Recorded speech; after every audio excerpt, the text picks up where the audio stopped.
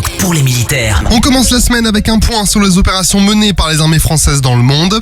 Au Liban, la participation de la France au mécanisme de surveillance de la cessation des hostilités est prolongée jusqu'au 18 février et se poursuit avec une forte implication aux côtés des Libanais et des alliés. Les soldats français de la Force Commander Reserve de la Force intérimaire des Nations Unies au Liban continuent également d'effectuer de nombreuses patrouilles pour apprécier chaque jour l'évolution de la situation sur le terrain et soutenir le redéploiement des forces armées libanaises dans le sud Liban. En Méditerranée orientale, une frégate est toujours déployée près de la côte libanaise pour contribuer à l'appréciation autonome de situation française dans la région. Cette frégate a également effectué une escale à Limassol à Chypre la semaine dernière pour réaliser des manœuvres avec la marine et l'armée de l'air chypriote dans le domaine du sauvetage de navires en détresse. En Arabie Saoudite, l'exercice multinational saoudien Spears of Victory, dont nous vous avions annoncé le début la semaine dernière, se poursuit. Pour rappel, les forces françaises aux Émirats Arabes Unis déploient 3 avions de chasse Rafale et un avion de transport tactique A400M de l'armée de l'air et de l'espace sur place.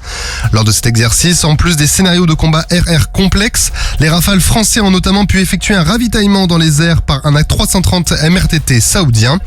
L'objectif de cet exercice multinational est d'accroître la coopération en faveur de la sécurité et de la stabilité régionale. Au Moyen-Orient, les Rafales de la base aérienne projetée au Levant poursuivent leur vol pour le compte de l'opération Inherent Resolve en Irak pour appuyer la souveraineté et la stabilité du pays. En parallèle, les Rafales ont également réalisé 2 missions d'entraînement avec les forces irakiennes.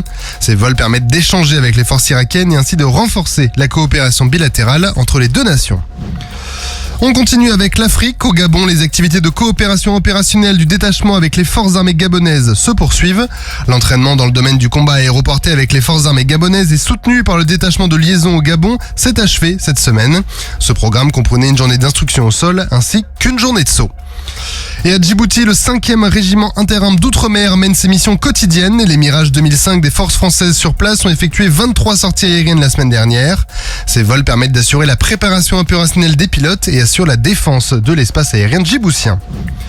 Et on termine avec la zone Indo-Pacifique. À Mayotte, plus de 1500 militaires sont toujours engagés pour soutenir la population. Leur présence permet de poursuivre les missions d'assistance qui ont été mises en place suite au passage du cyclone Chido. De son côté, le groupe aéronaval Ougan, centré autour du porte-avions Charles de Gaulle, a fait escale à Lombok et Bali en Indonésie. Depuis, le GAN a patrouillé en direction de la mer des Philippines.